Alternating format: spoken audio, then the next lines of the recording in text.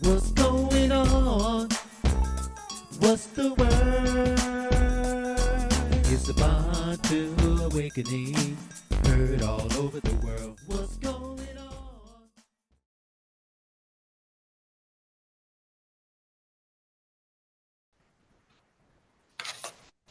Kimbo, Natata Nzambi, and Mama Ndombe.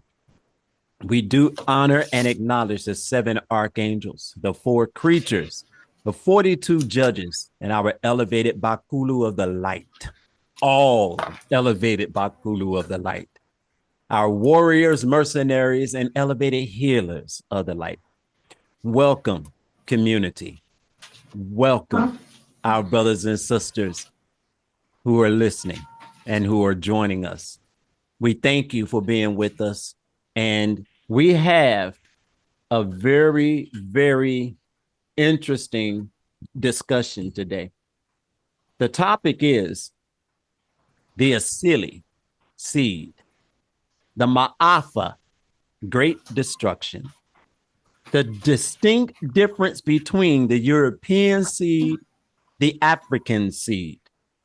And we acknowledge, we give respect and honor to Dr. Marimba Ani for this lesson that we are about to discuss. Thank you, sister. Yeah. Yes. If I say. Yes. And for those of you who are not familiar with Dr. Marimba Ani, look her up on YouTube. Yes. Powerful. Oh, wow. You have it. Yeah, I have it. I was hoping, Darren, I was hoping they had it on audio, but they don't. Oh, I tell you. And I was introduced to her by way of our brother, our Nkosi Dream Energy.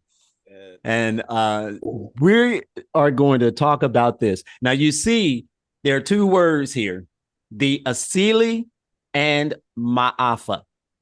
So the ASILI is Kiswahili for seed.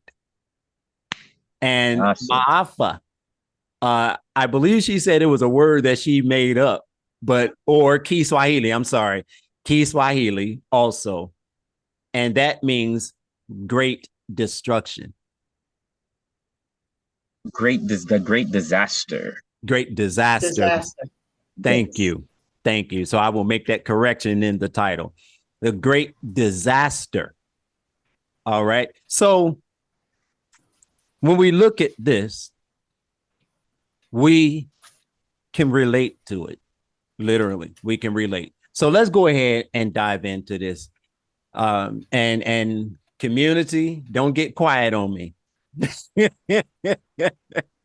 You know, we were talking before the recording started, and we are going to continue this discussion because it is necessary. All right, Nkosi Dream, I know. Yes, man. I know that you have something to say on this, so let's get into it, my brother. Right, I'll get this thing rolling. So, how about Dr. Marimba Ani's work? I find that it's extremely important for all of us who are in the diaspora, even on the continent, because of what happened. Now, let's talk about the word ASILI. You know, and again, when we look at a seed, we're looking at an entity that has a 3-phase process. That's the germination stage, that's the stage of growth, and that's the stage when it's going through its harvest. Now, we never got to have our germination process, our growth process, or our harvesting process happen on the continent of Africa. The ASILI itself, it seeks to fulfill itself and its environment. And when I first read that, it was shocking. I'm thinking, okay, so we really never had an opportunity, no matter how well a lot of us have done in the West, we never have yet fulfilled what is the most optimum in us, because our seed was not in the continent of the fertile continent, was not in that fertile continent, that soil of Africa. We didn't get to grow up with the impression of it, with the air, with the food from that way. Dr. Marimba says pretty clearly that language determines how we think. So if our ASILI cultivated, nurtured, going through its growing process. And now we're beginning to harvest. What are we actually putting out into the world? Now we understand the African ideology, the African perspective to be one of what is called oh boy, not the word concession, when everyone consensus, where an agreement doesn't move forward without the input of everyone in the particular area. We grew up in an individual life in the West. Pursue your happiness, pursue your dream, irrespective of anyone else around. You know, we watch our youth grow up in our neighborhoods. Some of us may have been like that, and we're coming back from it. We're one person. We go into their colleges, we go into their workforce, and we return home, unlike the son or a daughter that left our parents' home.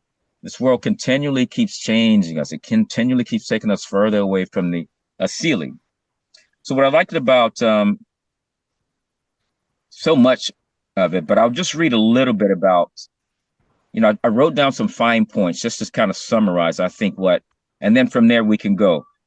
Summarize what Dr. Marimba Ani's research encapsulated, and I'll begin reading.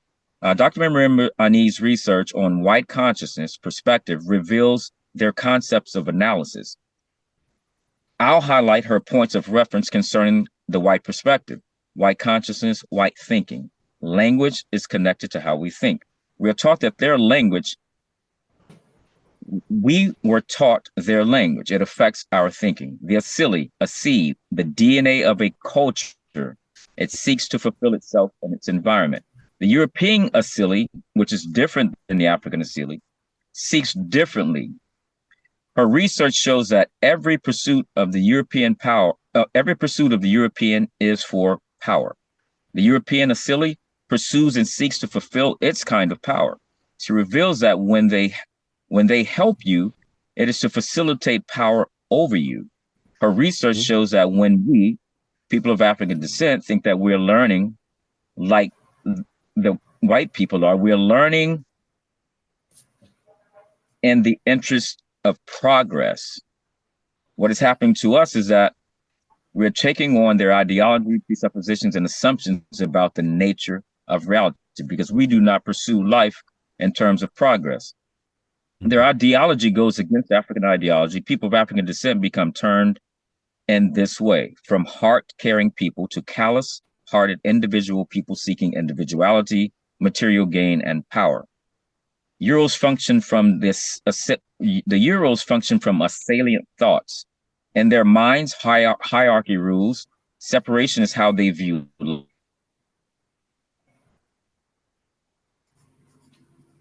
Okay. Yeah, he froze up. And I know he'll be he'll get it. Yeah, he'll get it together there. They only understand through dismantling, tearing things apart in order to come close to a synthesis. Rhythm breaking is also another one of their traits, like their feeling of isolation, which results in their ego separation from others. Yeah. When he come back, okay. I think he. All right. Hey, Nkosi. Okay, we're Yeah, you had cut out twice. oh, okay. Yeah. Okay. Yes. Okay, so how far back? The Asilian thought. The Asilian thought you were talking about. Oh, that's crazy. Okay. All right. Salient thoughts. Okay. Yeah. About the music too, how you talked about that. So you round up in that area. Okay, so I'll continue from salient thought, rhythm breaking. Rhythm breaking. Did I get to that point? Okay. Yes. Rhythm breaking is also another one of their traits, like their feelings of isolation, which results in their ego separation from others, having to fight others, from chronic loneliness and alienation, from nature and the universe. Mhm. They objectify in order to know a thing. They believe that in order to know a thing, you have to be separate from it. Their females are to be controlled. Their need is to feel power over something or someone else. Dr. Marimba discovered that in their ideology, once they make a decision or they make a split, the other thing or process does not exist. It does not matter. What matters is what pertains to them. She goes on to reveal that their highest form of truth is facts, facts that are theories and manipulations that they call truth. She defines facts such as unilineal thinking, something that is devoid of context, and that progress for Euro is material gain and conquering whatever it is, nature or people. Writing became the hallmark of their civilization, a tool taught to them by the African people that they used to create laws to dominate the African people. She then points out that their writing is one-dimensional, exoteric, especially a doctrine of or model of speech intended for or likely to be understood by the general public. Esoteric, which is an African trait more so, is in regard of and in reference to esoteric energy is African, and in this regard, the reference is toward only a small number of people with specialized knowledge or interests. She concludes by acknowledging that their knowledge is based on either or. It reduces everything to its most superficial level based on the law of contradiction. Their relationships have to be about exploitation for them to have and maintain.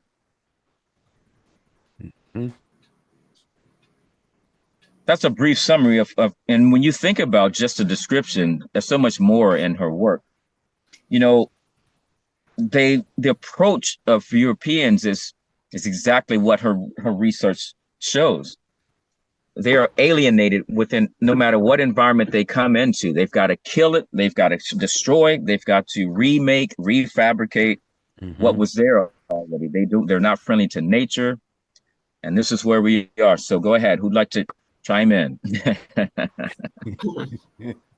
So you said they have one-dimensional thoughts. And that's why I understand what you're saying is that's why they have to go in and dominate, because they have this one-dimensional thought about the hierarchy and how they have put themselves superior to everything. So they have to dominate everything. Is that what you're saying? Research shows that they don't have the capacity to even think in that way. Like their basic moral core is one of alienation, just from the gate, from the start. I see. So they don't have the capacity, like the generations that we're in now, where we see European people seemingly having a soul. That's through probably the seed of some of our great grandmothers, right? That is mixed enough with their blood for them to have some essence of some kind of a consciousness. But you know, when we look at the world around us, we actually can see her research playing out. Separation, alienation amongst the people and the land. You know, they seemingly don't have a concept of understanding that the land isn't yours to be digging into. You know, they don't have a concept to feel that the land is a living organism. That how would you like for someone to come and start just digging into your skin, trying to get something out of your body? You know, they don't. That kind Same with the animals. Right. Yeah, they don't have that that nature of.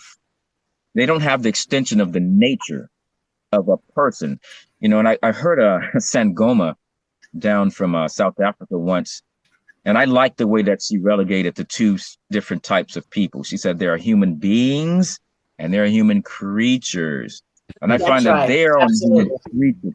They're not beings like we are. Very different. Yeah. And you know, this is for any European listening. This is so that you can educate yourself, because you actually have an opportunity to convert. You do not have to remain that way, but it's about following the laws of Ma'at. That's your salvation. You understand? But the things that we're saying is we're not speaking from a tone of hatred. We're not speaking trying to incite some kind of a riot or war between the races. This is concrete truth that we're speaking. And There for you those go. of us who are of African descent, we've had to take in your information, all that rhetoric and all the violence, and still be shunned. And you expect us to continually smile. Now, myself, I'm not one of those kind of men who's going to smile and entertain that. And I will stand with you and tell you why, as you accuse me of being angry and whatever else. But the fact of the matter is, through your escapism and through the ways in which your people have dominated, you know, we are fed up with it and we're not having it anymore. Exactly. BASSEH. BASSEH. And before I say something, I see your hand is up, and Kosi, please go ahead.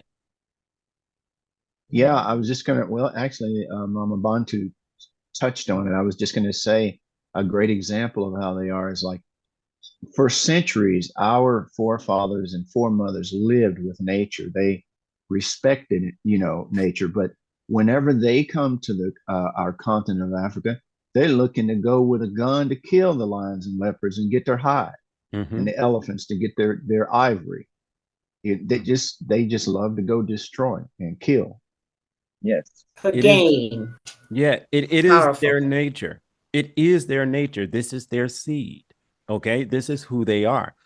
You know, as you were talking about nature and us being a part of nature, we understand. I'm not going to say we understood. We understand nature. So when they come in, this is why they want to say that we live in the trees. We live, you know, conduct ourselves as barbaric people, you know, as beasts. But in reality, they are the beasts, because we always lived in harmony with nature. With nature, yes. Boom. What a big difference. In their psychological work, you know, they, you know, it's their work points that out. You can only address something through your psychology that you recognize. So if you're pointing out, lashing out, saying that something you're blaming or accusing something else, you're the person that actually is holding the information. You couldn't recognize it any other way.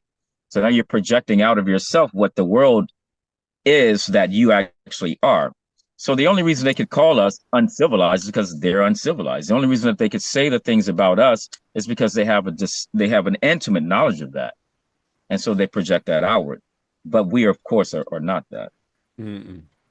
Nkosi Silverback. Yes, sir. Yes.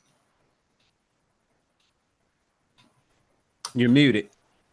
Okay.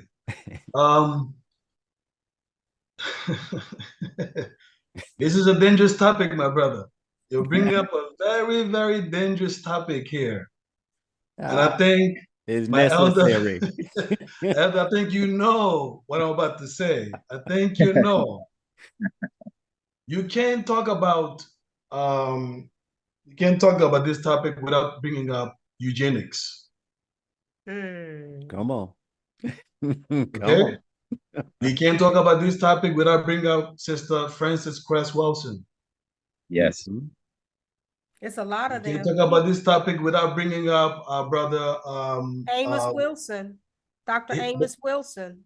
There you go. John Henry Clark. Dr. Clark. Dr. Clark. All of the great ancestors. All of the great teachers. Yes. Marcus Garvey. Yes. There you go. So you know, my brother, when we talk about this particular topic here is a very, very sensitive topic, because it's not highly they took our scholars and they assaulted them, disrespected them, and I've said this before in 90 Kefas class. Okay, they disrespected our scholars, made them look like they were foolish, like they were crazy. Okay. You have to understand something. Doing colonialism, it's being alleged. This is being alleged. It was not that those wars were not fought over, the World War I, the World War II. They weren't fought over because only the resources. Initially, it was the resources came afterwards. It was because of the people of the book. Yes. Yes. Okay. You're right. Mm-hmm. Hitler, they have demonized that man. They demonized them. Like, oh, this guy's a devil. Wait a minute. Wait. Hold up before you go any further. Now, you said real quick, they demonized Hitler, right? Yes. Who is Hitler? Somebody made a very interesting statement about this. When you want to attribute the positive attributes of the West and Europeans said, get that man, then you said, oh, the West. But the negative, you want to separate it from you. So Hitler is one of theirs. Hitler is a European. So Hitler is a reflection of who they are. So if he is a monster, so are they, because he's a reflection of they. Like that man said, you always want to take pride in, oh, the West founded this, the West discovered this. But again, when it comes to the negative things, you want to disassociate and say, oh, that was Germany that did that, or that was Italy that did that, or that was Portugal that did that. No, it was that y'all. was European. It was y'all. Mama. Yeah. It was a European. That man was a European. Yes. And he's a reflection of you. Mm-hmm. That's right. Okay, I'm sorry, my brother. Go ahead. No, Queen, don't worry, Mama, don't worry. Because you see, they were not fighting over only the resources. That was the thing that kept the illusion going. They were fighting over you. Mm-hmm. Yes. Okay. Hitler told who did he tell? He says they've got the pearls of God around them. He's talking about the U.S. took the precious pearls of Baba Mungu. Yes. And he Yes, knew he did. that the only way for them to win this war, those wars, it was wherever Baba Mungu's children landed, that's where victory was going to be. Yes. Mhm. Exactly. Yes. Yes. They were always fighting about you. Yes. Their sciences, they were doing human experiment on our people. They don't talk about that in these wars. Mm-hmm. The body parts in Namibia. In Namibia, the Germans, especially, they were all about what's so special about these people. Yes. What makes them tick? Yes. What makes them so special? And when he found out that his own people were lying to him, guess what? They had to go to the chambers as well. That's all I'm going to say. And that's why the Germans, that's why the United States took those Nazis and brought them to the United States, those who was killing and doing the scientists, and the scientists, and brought them here to protect them and to that knowledge that they had and that wickedness that they were doing. They wanted to have them here so they can finish out what we seeing playing out amongst us with these diseases and to continue. They continued. They continued it. Continue on us. It should have been executed, jailed, but the United States brought them here to work for them. Because it was their people. It was their people, their ancestors. It was their people. There you go. That just like you said, the European people. Exactly. Exactly.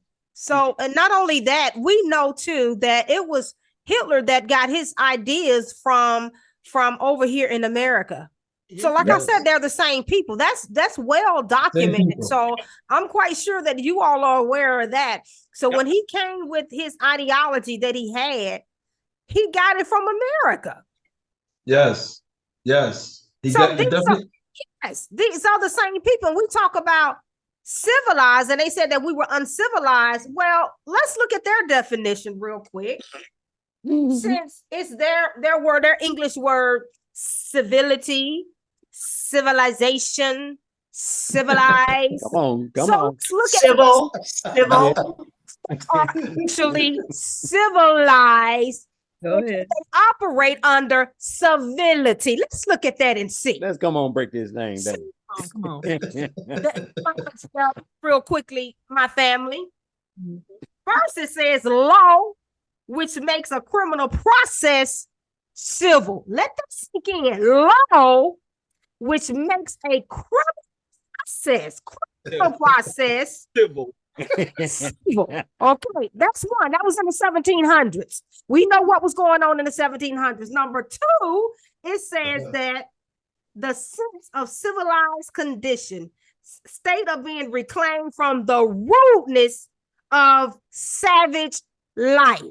So what is a savage life, you all? Well, Real quick. well, Who they are? they don't. They put the rules. They put the rules and regulation to keep themselves up, Right. Well, because they were the heathens. They came to the civilized land, to the civilized Come on. people. Right. Yeah. Ding, ding, ding, ding, ding, Okay. ding. Let's go here. I had to pull it up. I don't have my computer. I have my phone. So I told you all that the second thing, it says that the state of being reclaimed from reclaim means you remove to redo, you all know what reclaim is, to restore. yes. Read To means to retain. do over. Do From the rudeness of a savage life. So I said, let's look at savage, right? So you basically being redeemed from a savage life. So they say they're civilized and we're uncivilized. So let's look and see. So savage is of animals, ferocious, undomesticated, untamed, wild, uncultivated, wild, savage, pagan, untamed. On themselves. Yeah, I don't sounds think like they have them a- to me. What you It sounds just like them. They don't have a leg It to was stand them. on. think It so? was Their them. definitions. They don't right? have a leg to stand on, do they? Right. Never do. So, okay, let's what, But who was gonna refute? Who was gonna refute their laws? We couldn't refute their laws, even though we know their laws were a lie. They were talking about themselves, but they had to Exactly. convince the world that these are the savages, people. yes, These they are the did. people that's living in. These are the people that's one with the earth and talking to the animals and walking with the animals. They are the ones that are uncivilized. So Thank the world you. built with that. Uncivilized, they put a picture of us on there. But the definition, that's what I'm trying to show. We got one more definition. Civility. I told you civilization, civilized, and civility. And then we looked at the word for savage. And we already saw who it described. So we're going to go further and we're going to look at their behavior and traits to see if it fit these things and look at ours to see if we fit the bill. All right. Like what the children say. Show receipts. Show me the receipts. We coming with receipts today. So civility means formal politeness and courtesy in behavior and in speech. Politeness and courtesy in behavior and speech. That's what civility is. Our ancestors in antiquity, we were one with nature. Uh-huh. One with the animals. We are the first creation of the sovereign creator. Even their own science says that. The first. Our ancestors had so much wealth of knowledge to these beings came over into our land sitting and begging to learn our music, our language, our science, art. Yep. So essentially, we civilized them, so to speak, or so we thought we were. But we taught an uncivilized group of people. In other words, we just gave uncivilized people knowledge to continue on in their deranged state of mind. Hence the reason why we have all these wars, even the war going on today. We was talking about this not long ago. You don't see no African or any other ethnicity, nationality that have went and caused world wars, World War I, II, and we're not going to even talk about the other wars and even the wars amongst themselves in Europe. So World War III coming. Yes. And then to talk about a group of people going around the globe saying that they discovered land that's inhabited by people, killed off the people with the diseases that they brought over there. Come on. Yes. So with their guns, they killed the people off and then enslaved the people.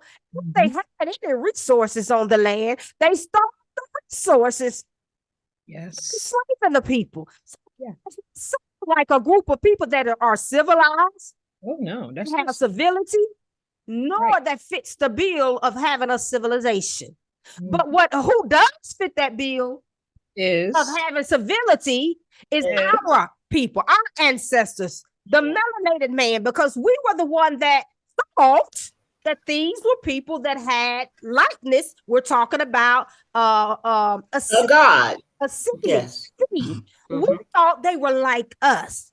We're kind people by nature. Yes. We're generous people by nature. Yes. Right? Yes. We're big people by nature. Yes. We're big people by nature. Yes. Why? Because we have the nature of the creature. Yes. Right?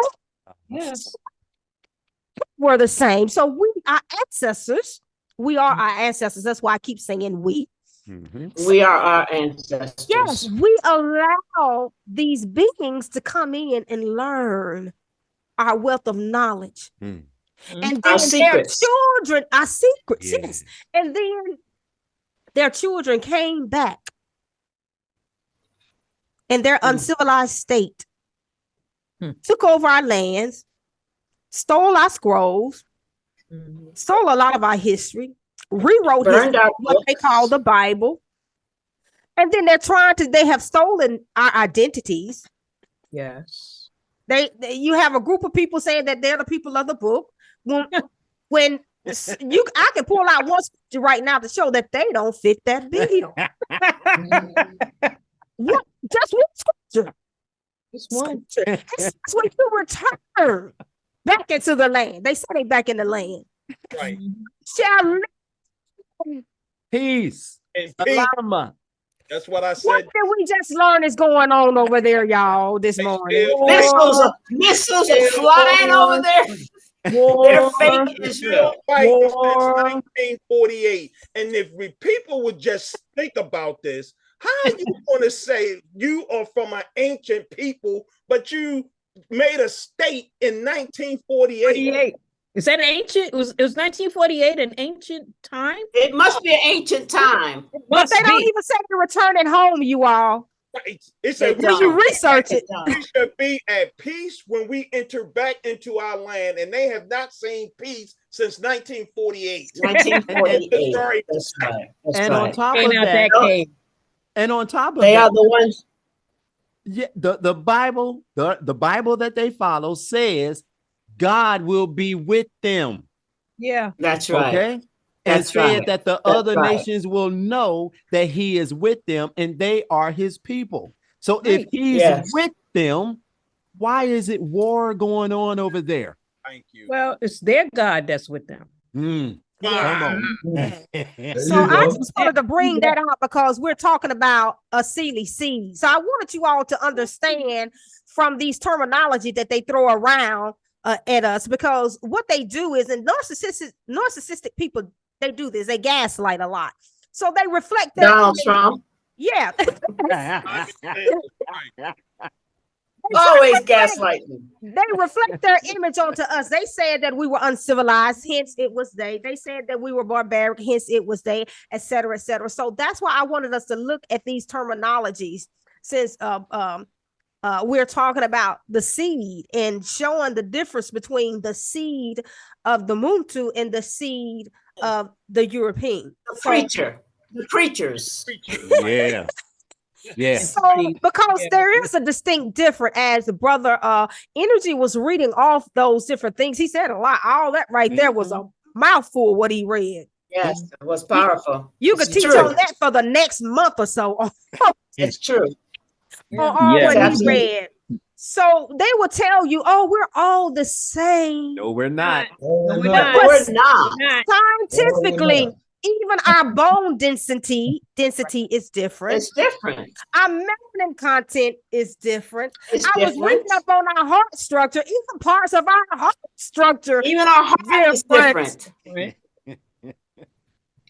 So the function, the functioning of their ASILI, it functions through a chronic disconnect. They could never build a Yes. they could never build a bridge through to community at all. They're always separating, always going to visualize, always going to dissect, take apart, and try and restructure something. And they can't break that pattern. They can't be rehabilitated. Oh, No, Exactly. they can't. We've tried. Dr. Henry Clark said that we have civilized them, attempted to civilize them on 3 attempts. 3 attempts, and still they're the same. They're the same Oh, they're worse. father. They're worse. They're worse. They're worse. Mhm. Oh, we have, They're worse than they were when I was born. we have to take them as they are and really truly understand that. We have to take them for what they are. They are the seed of Hashatan. Yes. Who steals, kills, and destroys. I mean, There you go. You cannot get around that. Nope. No. And this is now You can't. like Brother Energy said, this is not trying to show Caesar the score. We're just telling the truth, and the truth hurt. That's why they're trying to prevent the teaching of our history and what happened to us as a people over here, because they've done some evil, diabolical things to not only us, other people, but I'm talking about us right now, our people. That's my focus. Right. You know, the other people got to talk about themselves and what they did to their nations and their land. I'm talking about us and Africans and what they did to us. Okay, so not to slight anybody in what they did to them, but my focus is on those that look like me. You all, sorry that happened to you all too, but nevertheless, their own science teaches that we're the oldest being. So how could all these things that they say came from them come from them? They said language came from them. So you mean tell me we've been here thousands and thousands of years? They just came around. They said 6 to 10,000 years. So language didn't come around to 6 to 10,000 years. Their science dispute that. You see how schizophrenic they are even in their literature. It contradicts it. Again, they can't help themselves. They cannot help themselves. Right. They're chronic liars. They're chronic disconnected. The seed of Hashatan. Once again. Yeah. And you know, even their Bible says it. Yes. You are like your father. Right. Yes, you are like He was a liar Those from the beginning. Yes. those who say they're Jews and are not, but are from the synagogue. Of Satan. Satan. Yes. White. So- But you know, the funny thing about people will listen to a lie, believe a lie for generations and never investigate the lie. Mhm. Exactly. They just accept the lie. Exactly. That's Baba Mungu's children, Mama. That's Baba Mungu's children. You see, we keep trying to prove things to this. I don't have time to prove anything to these people. Right. Thank you. That I'm burden- tired. I'm that tired. burden- Yeah. Right. The Those burden days are of over. truth, like they say in the court, the burden lies on them to prove. Because my people have been here The proof for of billions of years. Yes. So Yeah. I don't need to prove anything. You need to prove to me where you come from. That's Where's right. your lineage? That's right. You just That's you right. just you know. absolutely. And this is the thing that gets me upset all the time with black people. Black people, let's forget this. I don't care about those critters. Black people, we have to stop using words like, I'm the first black person to do this. I'm the first black person to do this. Nigga, you've been the first. Thank you. Wake the head up. I don't understand this. Right. Okay? You're only the first person around them. They have to prove to you who they are, where they're from. The land I stand on proves that I've been here for millions and millions of years. Yes. When we dig the ground, you find evidence about me. I don't find evidence about you. Right. Ooh. Right. That's right. You know, he talked about how we've been here millions of years, right? So you all heard of that bone that they found in Zambia that was 500,000 years old. It had markings on it, and it just threw out their theory of when man came. They can't tell when we came, when we've been here way before them. How can you tell me when I came, when I was here before you? Like I keep saying we, because we know who we are. We know we come back. We are our ancestors. So I'm saying we. So how you want to say how old the parent is, how old the original man is? Can't. So it just threw out their entire theory of the Homo sapien theory that they had, and what period or time frame that the Homo sapien came about. Because this was over 500,000 years, and you could see that the markings were deliberate. In Zambia, in Africa, we are the original people. And I was telling a friend of mine, I said, and somebody else, I said, do you really think that the creator, and I've said this before here on the broadcast, I do believe that we being the original people been here for millions of years, as you can see, and that the creator did not choose us as his chosen people, the first, and he waited to just 6,000 years ago to say, oh, I'm going to create a group of people, and these are my people. No, that does not even align with scripture. The original people are the people that's been here forever. That's us. Yes. Man, boy, woman, and child, girl, boy. Yep. That's what they don't like because of who we are. What's inside of us. And when Nzambi was telling me some things, I didn't watch all of her video. It's long. We broke it up. So I got to finish watching the rest of it. It's very interesting. But Nzambi was talking to me about some things. And I said, you know what? The statement that he made, I said, it's going to tie into, because I was supposed to be doing a teaching today on something that was given to me in my spirit. And I started researching it. Y'all know how I do. I told you it drops in my spirit. And then I started researching it. And I said, this right here is very timely because it ties into what was given to me. And it's talking about Muntu, Ntu, really, Ntu. So when we really understand who and what Ntu is, man, it just put a whole nother spin on everything, you all. Yes. Because Mama, it encompasses, you see, with our Father, it is language, nature, everything is encompassing into one. You know, you can't separate. It's like it's all one. Okay? I don't have to declare that I am one with nature. I am nature. Yes. You know? Yes. There you go. Yes. Yes. Yes. Mm-hmm. You know, I somebody was telling us some years. Hello. Hand up. Oh, energy hand is up. I'm sorry. Go ahead, brother.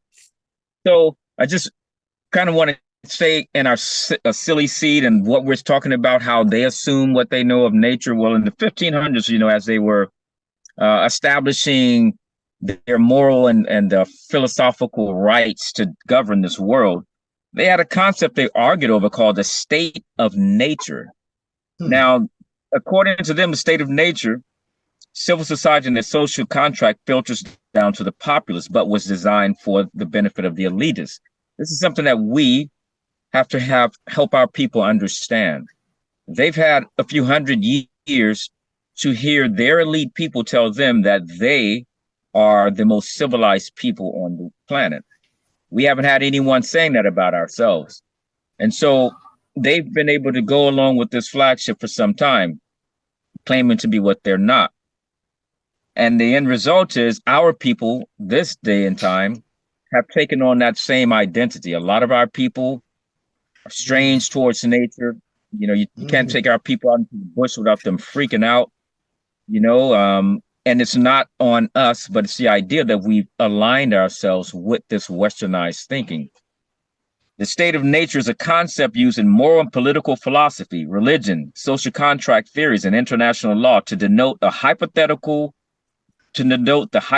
conditions of what the lives of people might have been like before societies came into existence. They actually, and just listen to that statement, they act as if there was no one on the planet before them. They know we were civilized people, but they presume by assuming that our way of being civilized wasn't adequate enough for them, so they couldn't accept it. Philosophers of the state of the nature of theory deduce that there must have been a time before organized societies existed, and this presumption thus raises questions such as, what was it like before civil society? How did government first emerge from such a starting point? And what are the hypothetical reasons for entering into a state of society by establishing a nation state?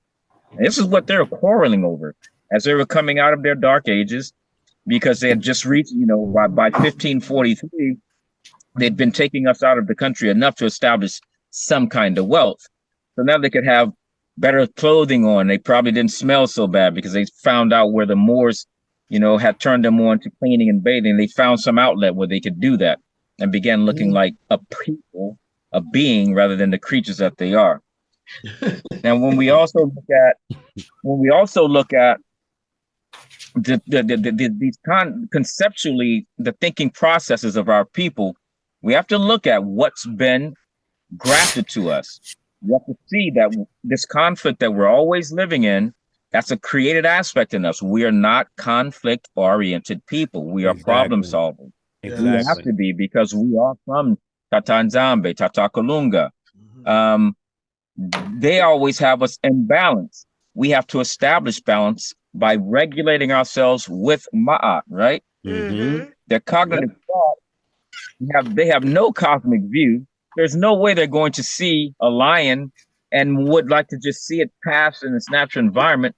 Well, they want to take the musket or the gun because they want that head on some kind of they want the head to go through taxidermy or the whole thing. But everything for them is claim, control, destroy. And in that, separation, and which is where we find ourselves. We've taken on the aspect of separation that they've imposed upon us. And it's become a mental disorder for us. It's a mental disorder for us. We're mentally disordered. We're mentally dis-ease, uneasy, due to the ASILI having its influence. Because when you think about, again, a seed, if you place a seed in fertile soil, you will get the fruit. But if you place a seed in soil that isn't fertile, your plant, if that seed pushes past the top surface of that soil, it's going to die pretty soon after that. Well, we aren't dying. Well, actually, we are. We're dying physically and we're dying spiritually. Yeah. And that spiritual death is the death that gives them more control over the nature of our ideology, the nature of the African ASILI. So when we look at restructuring the world view, what we have to do is we have to understand that if we're functioning from our egotistic, our egoic, that is the European ASILI. We have to then let go of controlling people by our egos, controlling other people's bodies, and denying the aspect of where their cognitive faculties are directing themselves, pulling them back into this Western way of thinking that politics is effective, or going to church is the effective thing, or disputing that you're Black is the current theme. Jeriso, another term, a lower level of functioning. Universal speech subtly announces the absence of African. So now we all speak in these other languages. I like what I see in our countries over in Africa, where they're saying they're no longer going to speak French.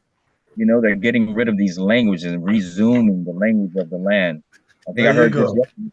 Algeria just said they're no longer going to have French speaking in their country. They're not having it in any of the places in business where it used to be. And this is just a slow trickle. And what I feel cool happening about what's happening in Africa, now the continent, ASILI, the people on the continent, the ASILI is going through its metamorphosis. It's going back to there's a term called indigenous, but when I was a kid, you remember the term origine? That term is origine, like originals. It was called origine.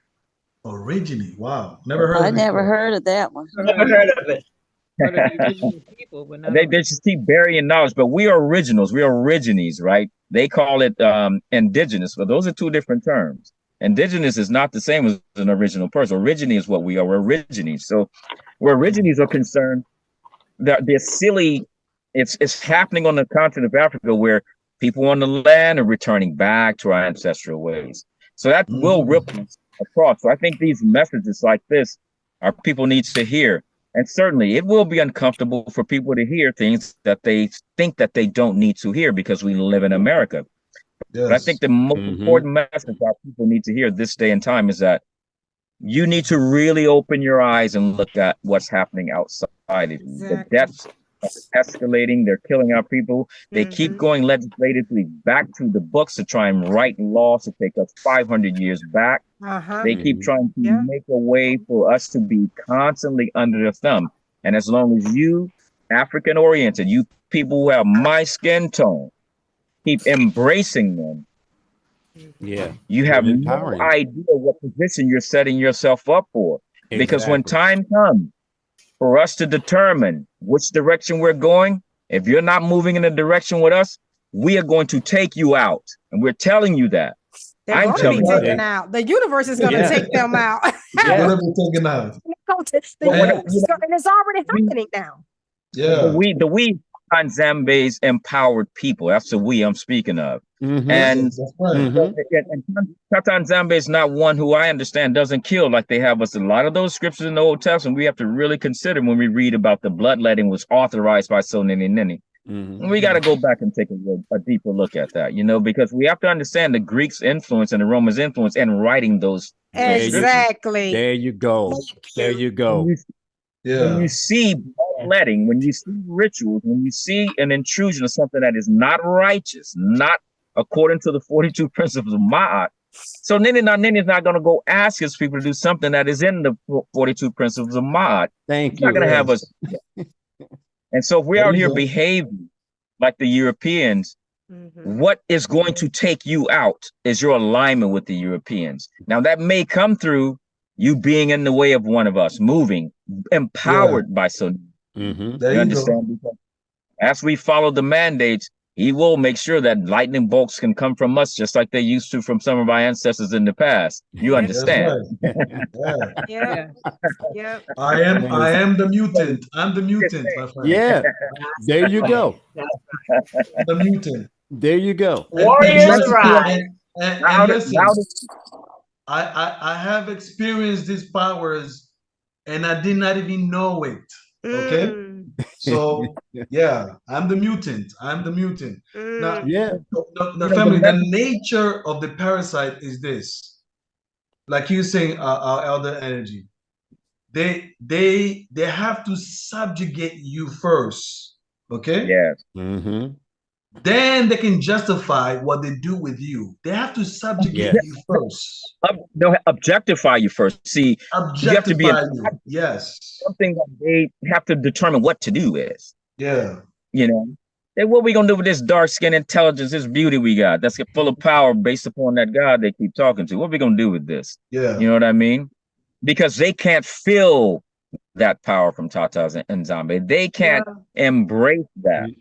So they have to destroy it. Yeah. They say, the scripture says that though they know the power of the Father, they deny it. Yes. All right. Though they know, they deny it. And though they know your power, though they know you, they're going to deny you. They're going to try to trick you. So whenever they always speak in code. Whether what do they call this? Whether global whatever. What do you call it?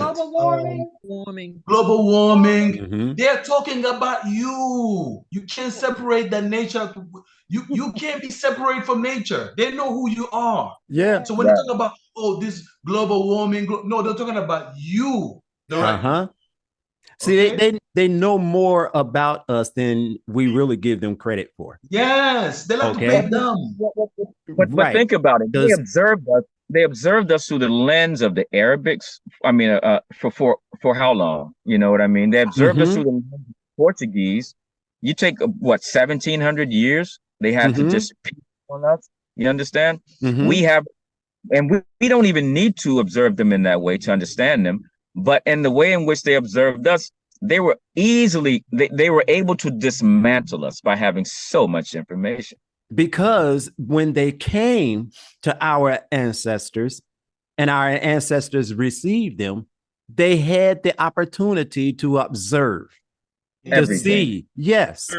Okay. And when they felt, okay, we know what we need to know about them, we've learned.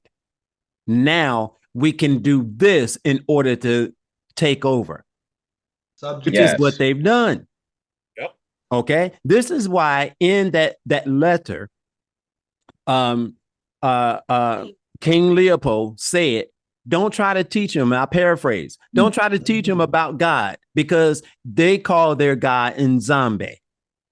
They know their God. All right. So they knew what they needed to know about us. So their thing was, now remember, the Bible says they think to change times and laws. Now, it's not saying that they try to, or they sit back and think how to do it. The thing is, they put thought into it to do it. And they did it. Right. Which is why we're in the situation, the condition that we're in right now, because we don't know who we are.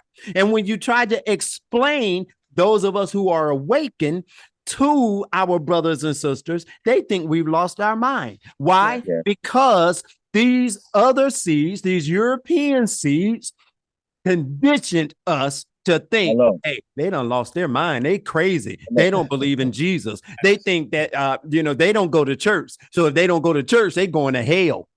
Heathen. Right. It's heathens. And the two words. Go ahead, Brother Energy. So the two words that Dr. Marimba Ani uses, and they're key Swahili words, utuma roho and utama wazo. Utuma roho is purpose, will, energy, vital principle. That's a European ASILI, that description of it. The utumato is, utuma wazo, cultural structure and thought. This is what they've done. They have emplaced from their ASILI into our ASILI their concept of a noun, their way of looking and viewing the world. I mean, it's astounding when I think about it. When I look at how we treat each other, I see this. This is and it's like it's a because even when you look at Willie Lynch's paper, like you look at the horrific tragedies that someone like Hitler, Napoleon, all these cats have delved out around the world, is the very same seed working through other people. And now we can see that's those same actions working in our people. The one thing I know is we don't behave like that on the continent of Africa, like we behave in the West. And that's a very, now we have a behavior pattern. I'm not saying it's all good over there, but we're not behaving like we're behaving like in the West. We've been influenced so much so by the white man that we behave like him. We want what he wants. We want his education. We want his cars. We're lost. Yeah. So do they on the continent, Brother Energy? Yes. Someone that graduated from college, getting ready to come to Canada after they graduated from college in Africa to go work in Canada. So the slavery taking the greatest resource on the land is not the minerals. It was us, the children. We were the greatest resource that they take. We were the greatest resource. And that's why I said to segue into this. So they are still taking away our intellect, our greatest resource, which is our children, because they take them away from Africa to bring them to the Western countries, thinking that they want to get the American dream or the Western dream. I can do better, live better, et cetera, because as you stated previously, the things that they focus on is the opposite of what we thought on. Their focus is on, as you say, the individuality and materialistic things, which materialistic things was never anything that our ancestors focused so heavily on as Never. they Never. knew that there was a hereafter. We're spiritual people. We know that the wealth really is in the spirit realm. That's right. But the wealth really is at, and they have tried to tap to that wealth of our spirituality and have taught us that it is demonic. While they sit around and they use our spirituality for their evil. They do evil things with it. It's not conjure up evil as they taught it. It's just that they use it for evil purposes to accomplish their evil agendas. It is true. It is true. It is true. You know, I want to say one thing about Africa. You know, even if you go around and try to find things for your altar, you try to find candles, you try to find your incense, everything in that store has an Indian god on it. Everything. I took a picture of it. Whoa. So these Indians, they are doing their rituals against the children of Africa when our children have no concept that they even should have an altar in their home. That's right. Because they're so busy running to the church. Right. Exactly. Exactly. But these Indians and these Japanese, they have their altars up, they have Buddha up, they burn their candles, they have an offering to their ancestors. In Africa, you cannot find anything pertained to us in the store, in the market. Yeah. And I go around and I take pictures. You can't even find a black doll in Africa. That's why I started my educational store. You all you find is white dolls, blonde hair, blue eyes, all the way up and down the toy aisle. White GI Joes, white policemen on a motorcycle.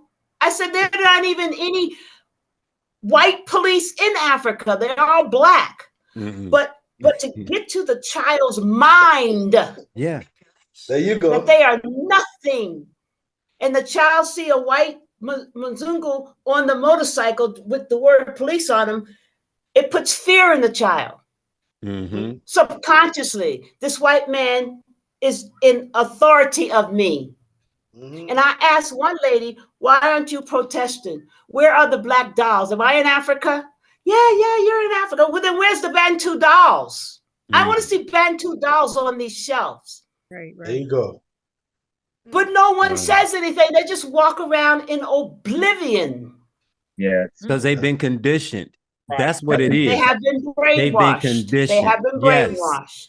That everything Western, everything European is good, and everything from their ancestors is bad. Exactly. Sounds like a business enterprise. What will happen?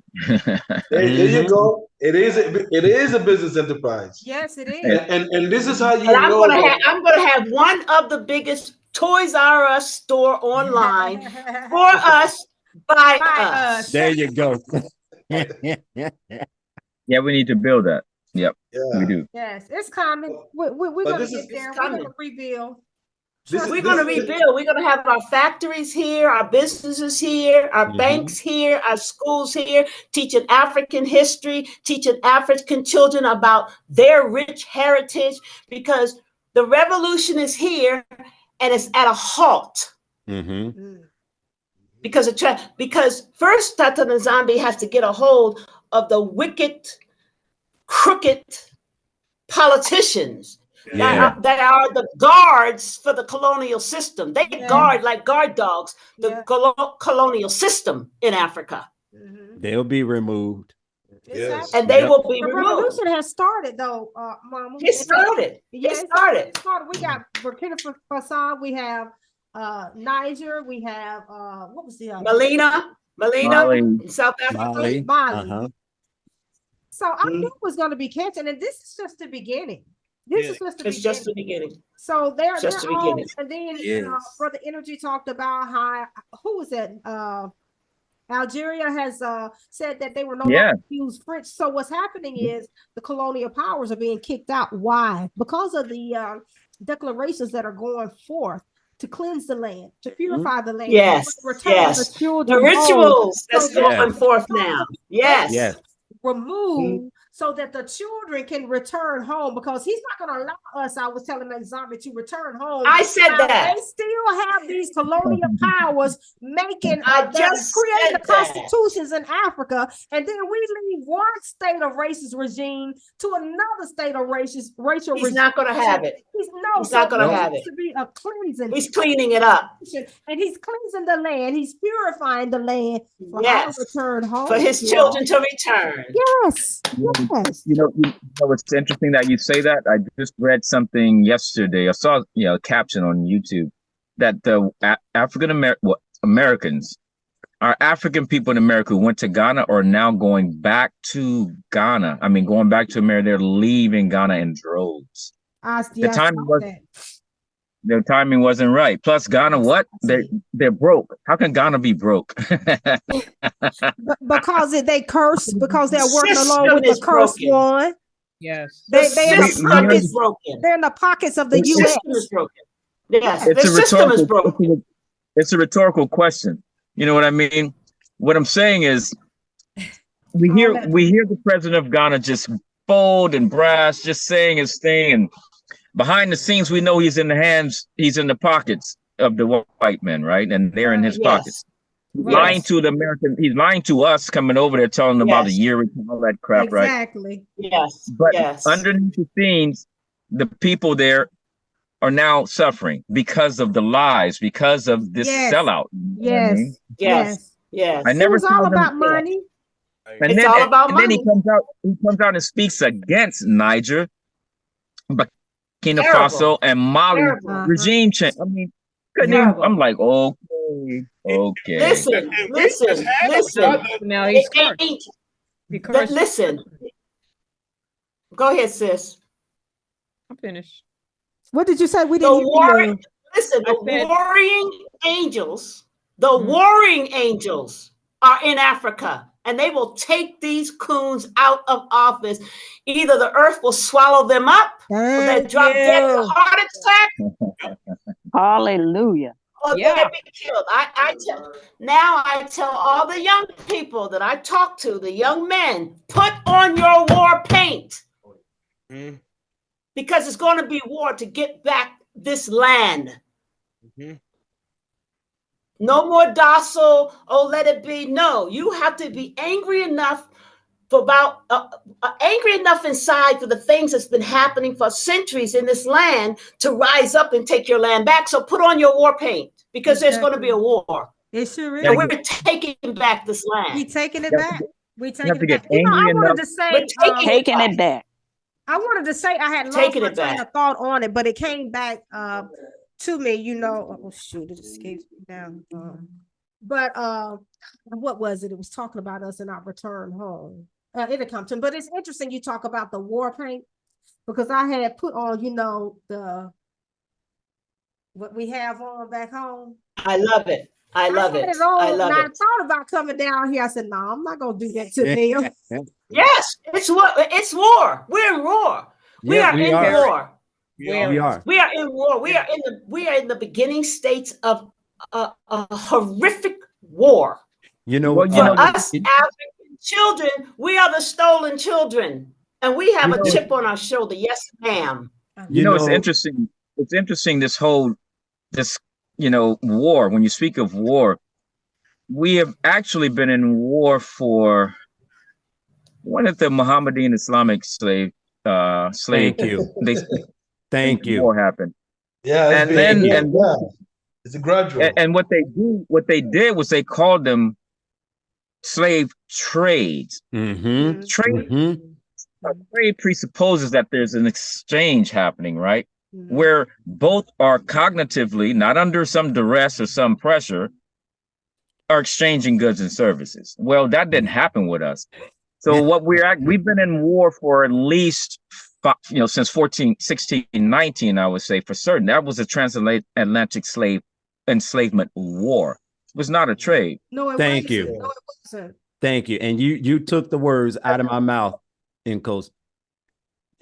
I'm sorry. I'm bubbling over here. You took the words out of my mouth because that's what I was going to say. When our ancestors were grabbed on the continent to be placed on the boat, or when they were chained, however it took place, that they were placed on that boat, that's when war started with us. And we have been in war ever since. Time. Yes. Not only that, as you stated, I mentioned this to someone. I said, they talk about a trade. I said, the Europeans, they have receipts, right? We talked about receipts earlier. They have receipts where they made sale and stuff, or where they took our ancestors where they was doing these sales during these war. We are really prison. It's all documented. Prison, exactly. Yeah. They have documentation. So they talk about, oh, well, your own people did this. Where the receipt? Where the receipt that? Mm-hmm. I like where you were going with this. You were about to say we are prisoners of war. We're not citizens of none of these people's countries. No, we're prisoners of war. That's a fact. We need to wake up. We need to wake up. Yes. We're not citizens. No. We are prisoners of war. And you know, Dr. Marimba, she said that we are not in our element. We're not. Okay. We're not. Someone said earlier, I think it was in Kosi Silverback, when he said nature is us. It is within us. Yes, okay? Yes. We're part of it. We came from it. Yes, exactly. So when we are removed out of our element, yep, we cannot flourish, come on, like we would. That's right. Yes. That's right. That's right. The silly will not fulfill itself. Right. It cannot. Mm-hmm. Right. Not in a certain way. Yes. Now, Brenda and I, we used to go to the zoo. I used to love going to the zoo. The last time we went to the zoo, we saw this gorilla. This gorilla was literally depressed. Okay, you could see it. Yes. Now, why was that gorilla depressed? Because he out was of his natural removed out of habitat. his element. Yes. They're intelligent beings too. They know. And I was telling you all remember Tabitha that used to come on. Oh, yeah. No, I wasn't finished. That gorilla was removed out of his element, and not only out of his element, but he was confined. He was imprisoned. Yes, and caged. yes. Okay. Yeah. So come on, let's bring this home. Look at us. That's right. Yeah. Now people will tell you, I'm not in prison. I'm free. I can do whatever I want to. Can you really? Can you really? Illusion. No. No. They living by the illusion. Yes. The false illusion of freedom. They say America is you can have the American dream. But it's really a nightmare. It's really a nightmare. Yes. I call it a nightmare. Now people are saying that Egypt was never in Africa. It's here in the States, and you got some of our people. No. What they entertainment now? Because we know that our people went around. They did train 2,000 years before Columbus ever knew about America. They know this. They finding things that I personally did. When you can go to the gods over in Mexico, the name of their god is the name of what they consider God. They're not God. They're principles. Right. So, but it's up under different names. I said I'm gonna have to do a teaching on that because I'm like. The reason why I was led on this is I saw that there was a war in Tuscaloosa, Alabama. Mm-hmm. And the word Tuscaloosa comes from the chief of the Native American that was there, but his name means Black Warrior, the Black Warrior. Oh, the name was like a Bantu name, the way they had it broken down. I'm like, wait a minute. Something ain't adding up here. Why is he called the Black Warrior? And why is the original name that they have sounds Bantu to me? So I started digging. There you go, Mama. Don't know me. There you go. It's so good. A Tuscaloosa means connection with black the water. gods in Mexico. Tuscaloosa, Those people were Alabama. our people that were over here. Right. Mama, Well, that's Mama, a Bantu word. Mama. Yes. These Indians that you see on the TV are not the Indians. Tuscaloosa. Tuscaloosa, Alabama. Yes. These Indians you see on TV, these Indians you see on TV are mixed with Italians. Right. Yeah. They brought the Italians over here. Listen, they're always creating what do you call it? Sub people. You know, we call them mixed today, but there is, throughout history, there's been so much mixing with these people. Listen, the devil is not stupid. Not by a long shot. We always think that we also the devil's not stupid. All right. So, but these people that you see, the Indians were black people. Yeah. Yeah. Okay. When Christopher Cologne, not Columbus, Cologne, when he came great-grandfather. Christophony. Okay, when he came to America, he saw black people and he wrote, said, these people are the same as the Negroes over there. He did say that in his book, they said, but these people came from Africa. See, the thing that I don't like is we have our people over here saying that they're not African. These people came from Africa doing trade. Melanated nerd. They came from Africa doing trade. It's documented 2,000 years before Columbus came. They went around. They have the old man. Girl wanted him to adopt her so she could have his last name. Sister Brenda, you talking to us? Oh, I'm sorry. Oh, I'm embarrassed. Uh-oh.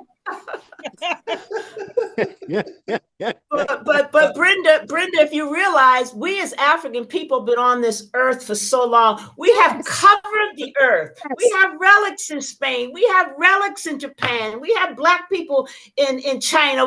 It was us there first. It's our kingdom. Just It's our kingdom. Japan was called by a name. It's a Nigerian word. And I'll look it up. I was reading that the other day. You read that too?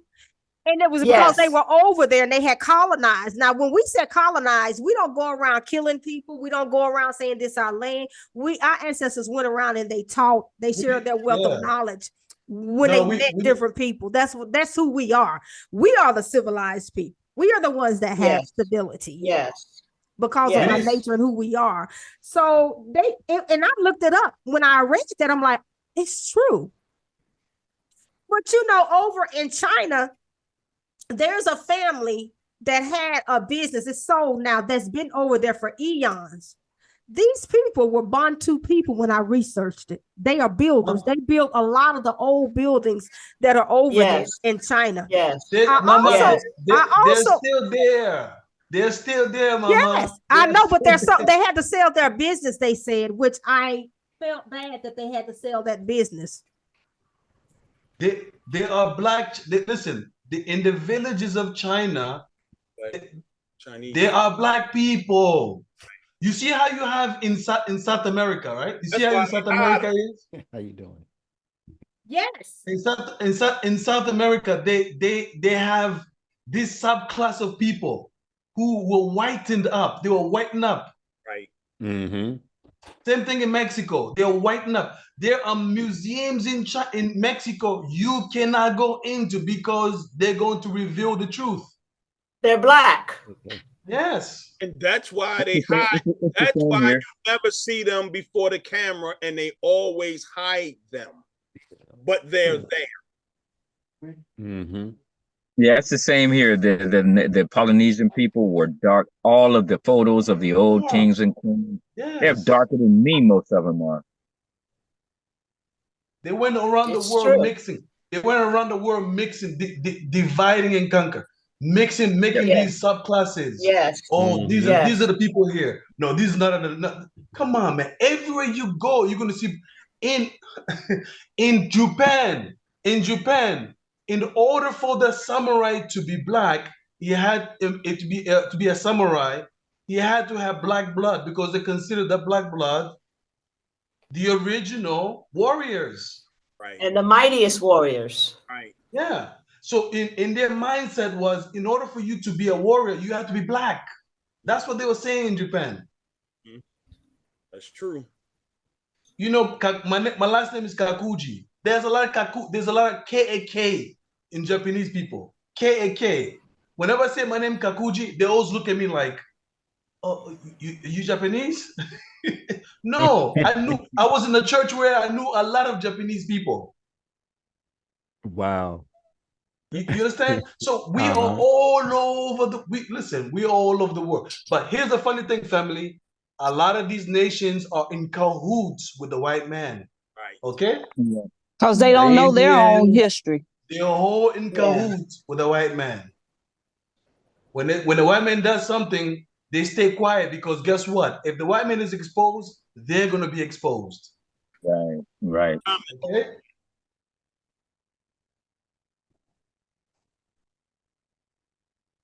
Yeah. So true. So we're getting back. We're being what it energy tell me reset. We're being reset by Mama Ndombe. We're being reset by Tata Nzambi. The earth is being reset. Yes. And there's nothing they can do to stop it. Nothing. And there's going to be a lot of bloodshed in order for it to reset. Oh yes, that's coming. I was in meditation last night, and 1 second.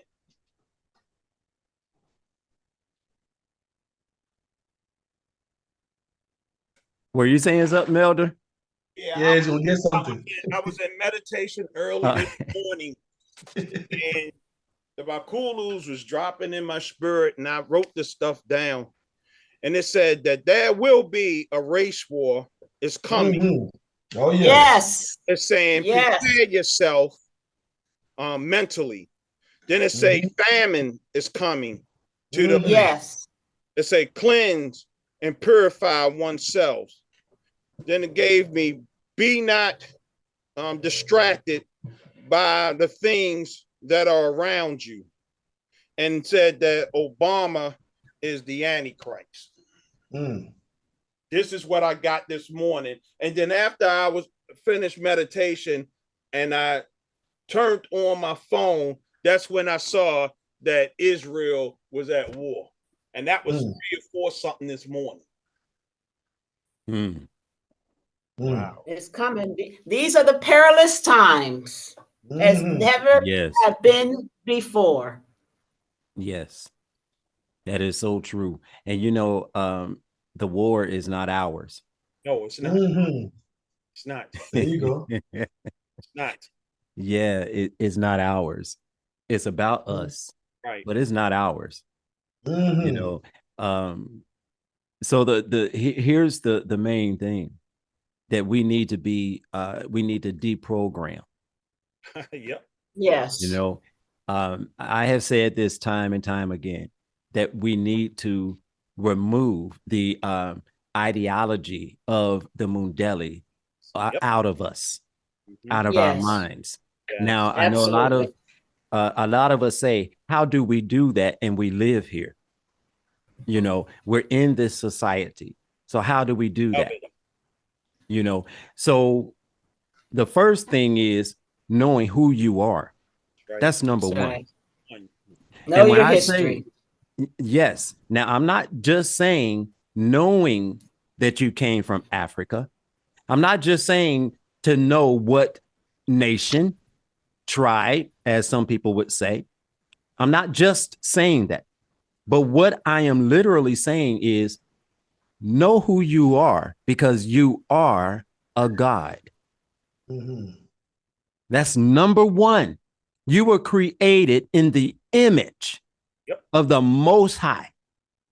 And when it said likeness, that means you have his characters, but you also have the likeness of your mother. Yes. Who is the earth that you come from. Yes. So when you look in the mirror, now I'm saying this being funny, but yet being serious. When you look in the mirror, you're looking at the color of dirt. It's beautiful. It's beautiful. It's I love beautiful. earth. You know, I rub African dirt on my hand in the street, and I said, "Oh, this makes a good foundation." It actually almost disappeared on my hand. I rubbed it in. Now, So I watch. need to bottle. I need to bottle this and sell it for foundation. No, I'm kidding. Now watch this. There is white dirt. Mm-hmm. It is. But when you see white dirt, there's hardly anything that grows in it. Yeah, it's bleach. No nutrients in there. Come on. Come on. No melanin. Right. You might see some weeds. Okay. You may see something, you know, you don't see a lot of greenery. Yeah. What Around you it. truly see when you look at white dirt, you see white dirt. So it doesn't have any nutrients. None. Melanin. None. But when you look, everything with nutrients is gonna be brown, baby. there you go. There you go. And whatever you plant in that brown dirt is going to thrive. Yes. There you go. Come on. All right. Yes, it is. So what are you saying? What I'm saying is there's melanin in the dirt. Yep. Hey. Yeah. That's right. That's right. It makes you wonder now. It brings to light why they're trying to block the sun. Right. Come on. Yes. That's right. It's killing them. Uh-huh. It's killing them. Yes. So they know that we thrive in the sun. Dirt thrives in the sun. In the sun. Anything that grows in the brown melanated dirt, it thrives because of the sun. That's it. That's it. That's it. Comes And from because it's from there. they have no life, no minerals, no nutrients. They dead. All right. So if they block the sun, it won't bother them because they're used to the cold. That's right. Come from. Yes. I already think they come from the core, my brother. They're not from this planet. Oh, come on now. Man, look. They're not from this planet. You're right. They're You not. know, And they holler about aliens. and Kosi Manzamba Zoli, I would like to continue on what you're saying, like about, first of all, understanding who you are, right? Understand who you are as a people, then understanding that we are Samandla, we are the most high seed. So that makes, he's made us like him. So we're gods in that way, this little gods of the earth, right? Yes. But then the question becomes, how do we actually get into that space of activating, behaving, and having the experience of that God state in this oppressed environment, right? And look directly at the 42 principles of Ma'at, right? Come on. Because what we have to do first, we've got to align ourselves with the very experience that will afford that activity, that nature to then move in us and freely around us, right? So I think that that's what we're looking at with our people who are separated. And those also on the contrary. Dr. Marimba Ani mentioned that when she was back in Ghana in 1993 or something, she said back then had it spread out all across Ghana, but it was in most countries. She said they had these huge billboards, huge, with this white Jesus dude on it.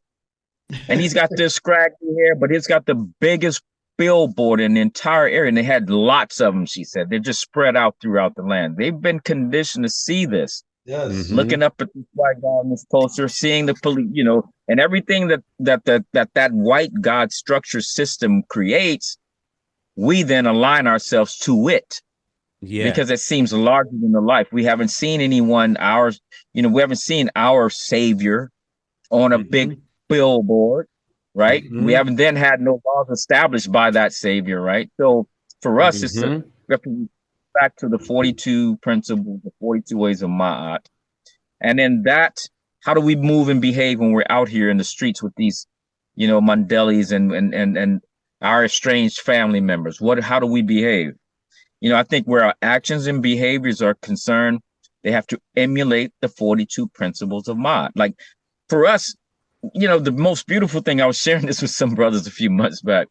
I said, when you think in terms of mechanics, robotics, and a human being would not like the idea of thinking of themselves, being mechanical like that. I said, but what I like about what Tata Kalunga did, that when he put those ordinances and mandates out there, he gave us a template for us to function from, which makes us look like we're just, mechanically moving through the space.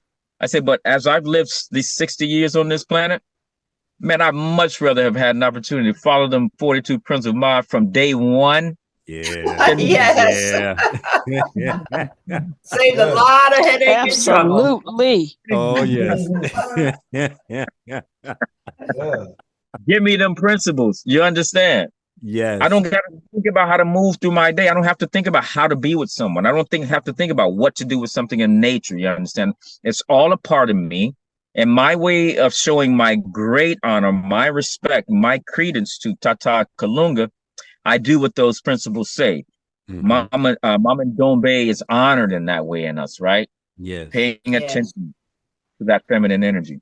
Yes. But that's where our actions or behaviors are concerned. We can simplify that. Our people on the ground, on the continent of Africa, and the Americas, and the European countries, we have the 42 principles of Ma to align ourselves to. This means, and listen, you're thinking about voting. Let's talk about that just briefly. There you go. When you read the Constitution, Declaration of Independence, which was first drafted by Thomas Paine in England, sent to Thomas Jefferson. They took out and changed the significant parts of that Constitution, even for their own white people. You understand? But it never had nothing to do with us. Quit fooling yourself into thinking that you're making some difference in this political forum. You are not. Not. What you're doing is you're creating separation amongst us. Yep. Thank you. You are African. Democracy does not work. That's right. There you go. Democracy is fueled by capitalism. Capitalism is an evil entity that says free enterprise is a way in which we pursue progress. That means go dig up a mine, go blow off the top of a mountain, kill people, enslave people for bottom line is a profit. See, as long as you make the profit in a capitalistic democracy, you are progressing. And look, so the state of progress takes us away from Tata and Nzambe's will and ways. You understand? So progress is used to justify cruelty. Progress is used to justify cruelty.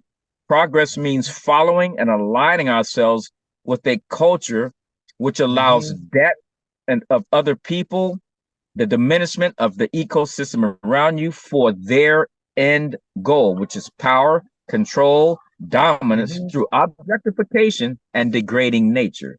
Objectification of the human, the African, and the degrading of nature. This is what us African people who have aligned ourselves with these European ways, this is what we become. It's a turncoat. And we have to understand that.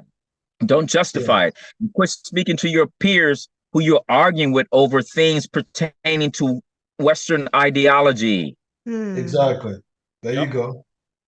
What are you doing? What are we doing? We're African people. We're African people who are refugees. They gave you this. And think of when you become a citizen, you lose all sovereign rights. You lose all sovereignty when you become a citizen. You no longer have your association to the land. You're under the state that birth certificate came from. Exactly. So citizenship doesn't mean anything for us. For those of us that fall for it, your mind is brainwashed to the point of you not understanding who you are. You can't make a God a citizen. A God is always sovereign. But you know what, Brother Energy, I read that we over here in America, we don't have citizenship anyway. It's written down, the article, somebody wrote an article and said that by paper, we have citizenship, but in reality, it's just in theory. But it's on paper in theory, but in reality, we don't have citizenship over here. You know, and when you look at how they treat us over here, they don't treat us as citizens. They have, our ancestors over here have fought for quote unquote civil rights issues. Well, they have taken civil rights and given it to other people, like this gay movement. That's what he's saying, Mama. That's what he's saying. You know what you're saying, we're saying the same thing. Yeah. The civil rights that they gave us in 1964 is on paper. Yeah. It has not been allocated part of the system. No. What they did was, the only reason you're seeing Asians and Indians and African American in African neighborhoods, right, is because they then included the Asians, the Indian people, moved them into the African American neighborhoods over there, and then put stores. Exactly. Gave them the loans for the stores. Exactly. To offset, still keep that disturbance, separation of them and us. We have never been a part of them. We never will be. Never will be.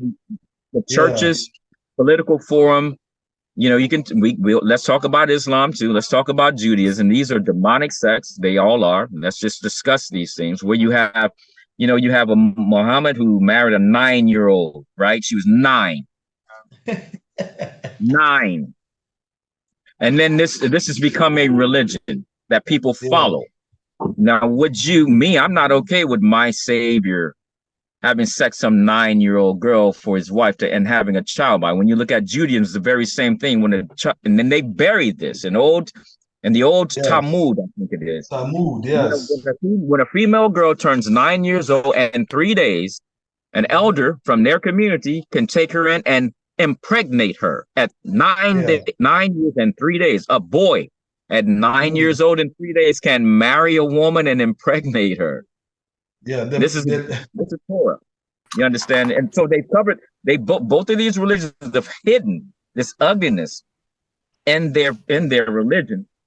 But these things show us that so nini na nini word was very true. Our people, and this is something this stiff-necked attitude that we must address. We are a stiff-necked people. We hold that trophy. That's ours. We own that. But we must give up being stiff-necked. We cannot keep turning a blind eye and a deaf ear to so nini na nini's people and words. We cannot keep aligning ourselves with these European processes, no matter what it is. For us, every day is a day of recognizing whose words am I using? Attitude am I displaying? How am I approaching nature? What do I do when I see something that am I problem solving? Am I creating division? This is a way that we can know if we're operating in ways that are ancestrally African or ancestrally European. Yeah. So elder energy, that's what you call worship. You see, we've been deceived in the way they told us what is worship. That's not worship. Yes. The air, the sun, the moon, the rocks that's under your feet, it worships the Father because that's the order the Father put things in this universe. It is the order. Okay? So, like, understand something. They know that you are nature, you are divinity. They're gonna do everything to disrupt. See, when Mama says bloodshed is coming, understand something. In order for this world to go back to the way the Father intended it to be, there's gonna have to be brother against brother, father against son. There's going to have to be bloodshed. Now we can't be like, oh no. There's gonna be a spiritual battle that's always been taking place. That's always been here. Yes. Okay. But there's gonna have to be a physical consequence. Yep. There's gonna be a wiping of. Listen, these people are telling you, these people, they're preparing your mind. When they say, oh, we have to reduce the population, they already know that we're going to have to delete. They already know that. Right. They're speaking code. Oh, you know, the weather is changing. Oh, they're trying to play with the weather. Listen, when you and I decide that these people no longer deserve to be now, we can't be breathing the same air because they came to the continent and did the same thing. Yes, they If did. you read your Bible, David went to what? To war. He went and deleted nations. Okay? That's what it's going to come down to. There's going to have to be a separation. We can't have you come around me. Oh, no. We all the same people. We all the same people. We don't want you around us. We don't. No, we all the same people. Guess what? We warned you a million times. Now it's time for you to move out of my way or you're going to be forced. That's what it's going to come down to. Okay? For the Christians, oh, you are being divisive. You're being divisive. You speaking wickedness. Yes, my friend. That's what it's going to come down to. Right. Yeah, I mean, you can't shed blood. You can't kill people and not have your day. You know what I mean? Their day is coming. You know, that's one of the principles of the law. You know, they call it, some people call it, you know, karma over there in, I think, India. Right. And then you have in the Bible and Christianity, they call it reaping. So it's just one of those law of reciprocity. So whatever you do, the universe is going to bring it back to you. And we're seeing that happening now with what's going on with these Europeans now. The universe is going to take care of it because that's a universal law. You know, we're talking about returning back to our ways, the ways of our ancestors and how we rule. We had laws. And our laws were the laws of Ma'at, which Ubuntu and Ma'at are the same thing, you all. So Ma'at and Ubuntu is just ruling with fairness, with justice. We don't see that being played out now. And that's because the people who fundamentally hold these values are no longer ruling. So we have a group of people that do not honor the laws of the Most High, but yet they want to come under the guise of they're giving us a God. But who God are they giving our people? What God was it? Because we already had our laws. We already had our God. They know this and they said this. So who do they present to our people? Beelzebub. Ball. Yes.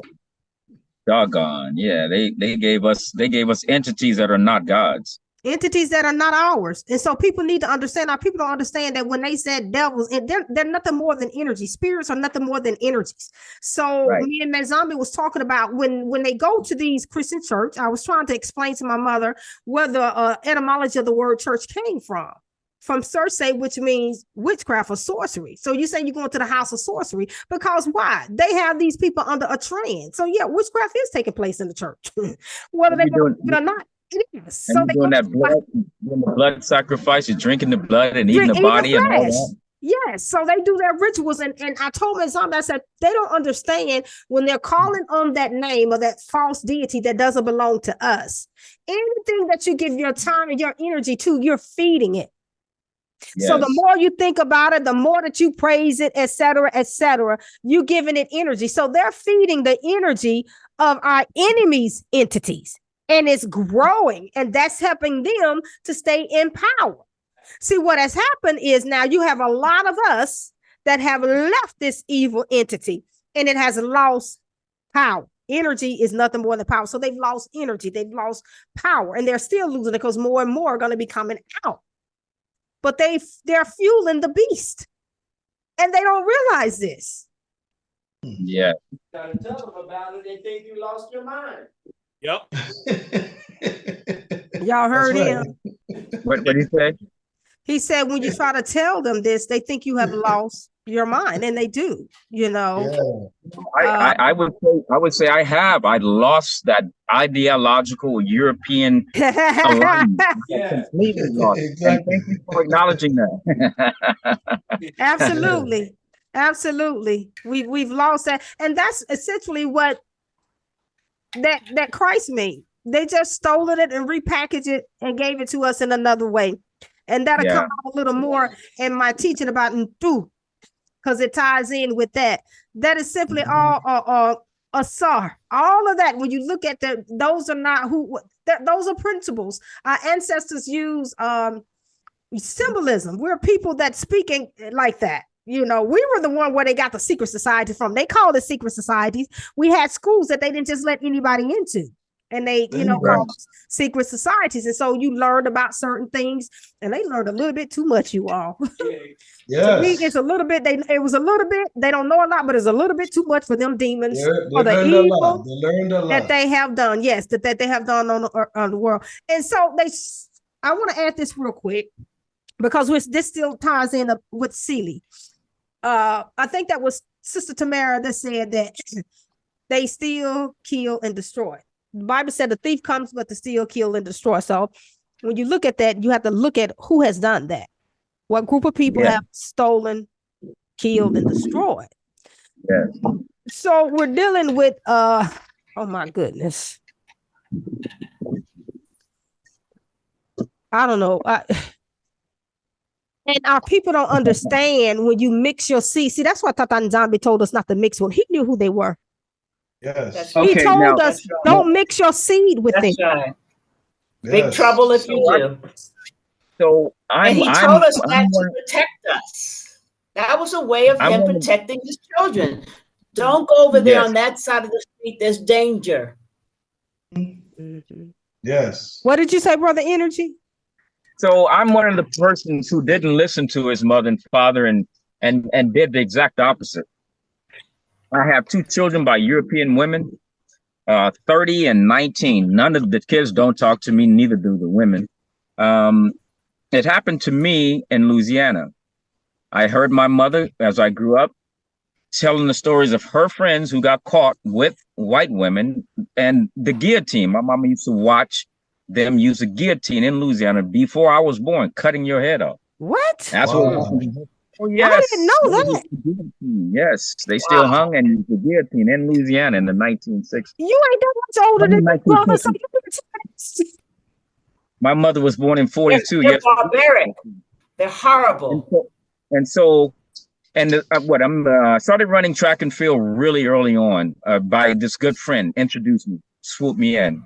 Now the head cheerleader, fast forward, I'm in high school, sophomore in high school. The head cheerleader likes me. She's a white girl. One of my black friends. I'm into my house every day. I mean, I refuse this girl. I resist this girl forever because I'm telling him, man, you heard what our mama said. We ain't supposed to mess with them. They sure said that. But this brother is, I mean, I look back, it's just, he worked me. Worked me. I finally had one session after a football practice. I was completely exhausted the way the coach ran me because I came to his class high that morning at Smoke Some Herb, and he was my Algebra 2 teacher, but he was my defensive back coach. He looked at my eyes and said, you come to my class? I said, boy, I'm going to wait till you get down, wait till 7th period.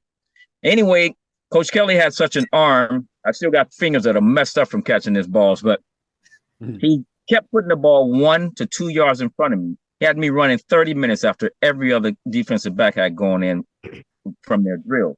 I was exhausted. I'm sitting in the turnabout when this girl I've been denying, she used to bring these cakes for pep rallies. I gave her all that stuff back week after week. And this one day I'm sitting on the front stoop and I'm dead tired. Can't walk home. My mama ain't coming to pick me up this day. So this girl offered to take me home. I told her no 3 times. The 4th time, I couldn't walk home. I just said, yeah. On the ride home, I didn't say anything. We talked actually as we pulled onto my street and we just started having a talk. Now I sat there talking with that girl until probably 1 o'clock in the morning from like 5 or 6 or whatever it was. And then we had a relationship after that. Now, what happened with me, and I'm saying this because it happened to me and nobody around me said nothing. That's why when my mama let me bring that girl in her house.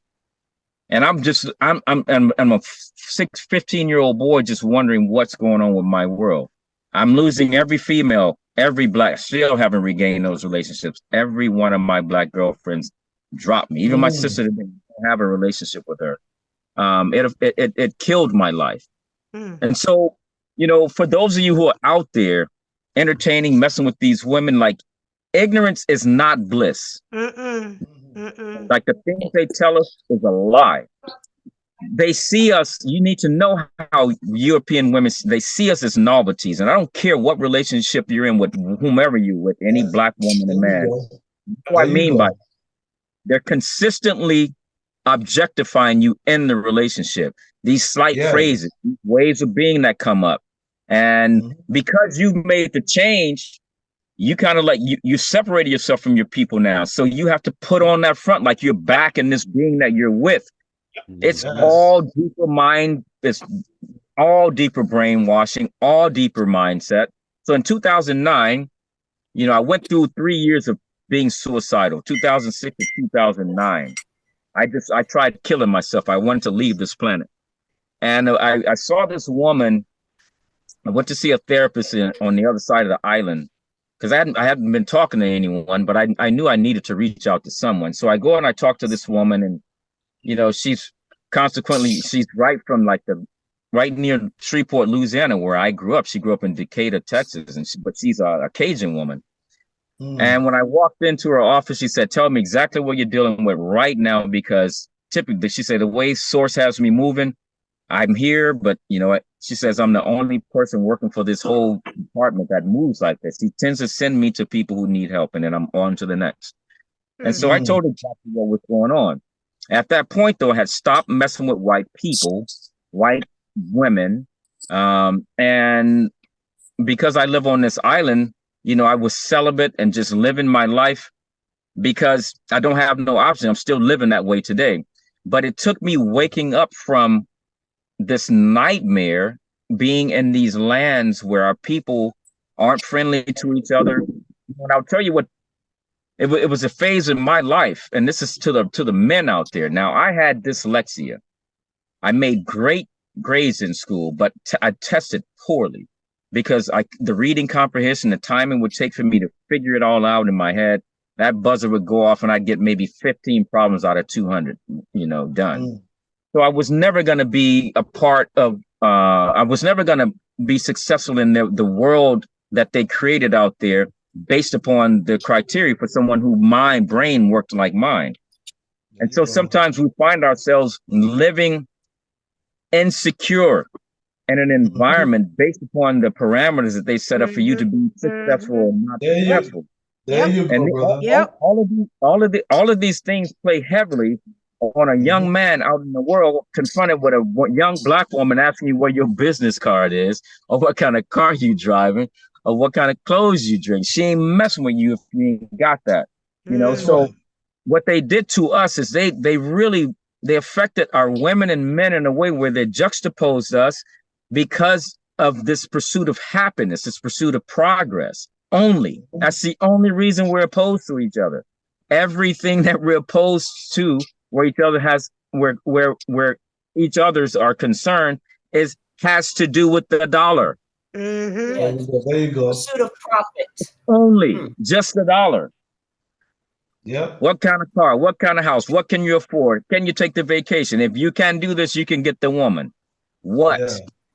We're all upside down. So I told that part of my story so that any of you out there, if you see, it's okay for you to get out of that relationship. Those kids are her children. They're not mine. I don't claim them, even though they came from me. If so, Nini says differently, cool. But for me, that decision, when I read scripture, it says, if you're in the lands, we are not to have no affairs, no children, anyone who's not of the Bantu people. Right. Right. Yeah. Wow. When those kids acknowledge you, then they're your children. They're not much. They don't acknowledge. My son has told me at age 18, I am not a priority. He doesn't care to talk to me. My daughter, I haven't spoken. She's 9 years old and she's 30 now. Wow. No, and by you just saying that wicked seed is this guy thing that I is sharing his story. Put yourself on mute, Wanda. Oops, sorry. This is the same thing that I see with my son. He don't have children around outside of the family. Yes. But always doing something with the other side of the family, which is the side. And I can say where it changes you and you got to fit into I see, Hello. I sit Hello. back and I observe and I see it happening right before my eyes. This is so true. It's so It's sick. so true. And I'm saying this is my own son. I'm saying this in my mind. I'm saying this is so sickening. Yeah. Yes. Yeah. I seen him. My younger brother also has a white wife, and it's the same thing. Those kids will lean towards the white side. Lean towards the white side. So I'm like, okay, now you didn't white it out the male side of our family because this is what they was talking about. It's playing out right in front of my face, and I'm seeing them leaning more towards the white side. They're not going to have too much dealings with the black side of the family. They're not. No. Wow. Wow. They won't. They won't. I see it. They're not. That is so true. My grandson, who has a white mother, they live in Colorado. I have never met Terry's mom or father. So once in a while, I talk to my grandson. He's almost 18 years old. So he said, "I love you, Grandma." I said, "I love you too." He said, "Are you coming to my graduation?" I said, I live in Africa now." He says, "Well, that's okay. I'll just do without you. I've done without you all these years." And I wanted you to meet my girlfriend. That was disrespectful to say that to you. Yeah. Come on now. I just listen. I don't say nothing else. He said, I wanted you to meet my girlfriend. I said, "Is she black or white?" "She's white, Grandma." I said, "Well, you're going to have to promise me something." "What, Grandma?" "I want you to marry a black woman. Because if you don't marry a black woman, you're washing out. You're washing out your heritage." There you go, Mama. And he says, "Okay, Grandma, I promise. Promise me that you will be the one in this family to step back into your culture." Right. He said, "Okay, Grandma, I love you." Listen, I have never met his people. I have never sat in the room with them. I have never met their people. They're starch racist in Colorado. Very much so in Colorado. Yes, they are. I remember when I was stationed in Colorado, they used to put the black radio station on at 12 midnight. Oh, see? Wow. Hopefully y'all was asleep. That's what they were thinking. Right. Because they didn't want you to say we don't have a black station. Yeah, you have a black station. Comes on at midnight, but there you go. That's all you get. It's important that our people understand that, when you live, so wow, W.E. Du Bois made a powerful statement in 1960, right? And I'm paraphrasing. But what he said was, okay, so now we need to really consider culture, African culture in Americas, because now they're offering you integration. Okay, so what happens? You go ahead and you get integrated, and then they're going to absorb all of your cultural ways. And then that's going to leave you without a cultural philosophy. That's right. We are here. They knew what they were doing. This is prior. This is prior to that act being passed. He was cautioning Martin Luther King and everyone else back in this civil rights thing. Maybe we want to look at this from a different perspective. We shouldn't be rushing so fast towards this. You know what I mean? No. And when it happens, so true. So true. Realized it in the end. Yes. So this is where our people really need to understand. They will. We're not citizens. We are refugees. We're prisoners of wars. It is. If you just look around the country, around the world, because you really got to look outside of the state. We are being treated like everywhere. They're killing us. No matter where we live in the most impoverished areas. No matter where we live, there's other people always pushing us further out, no matter where we live. And so for those of us that have become so comfortable, it's like the process I went through, becoming so comfortable with the Mundeles to the point of you actually helping them fuel their efforts. Yes. And their agenda. Their agenda. Yeah. Absolutely correct. You think nothing wrong with it. I want to interject in here. I just want to interject in here real quick, and I'm gonna end it and end the session, and we're going to do a part 2. Okay. Because this is very necessary. But I want to end it on this note. When you look at the thumbnail and you see the European seed and the African seed, you see they look totally different. Why am I saying that? I'm saying it because we are not the European seed. That is not who we are. Their lifestyle, and understand what I'm saying, their lifestyle is not ours. Our culture is different, distinctively different from their lifestyle. And we need to return to our culture.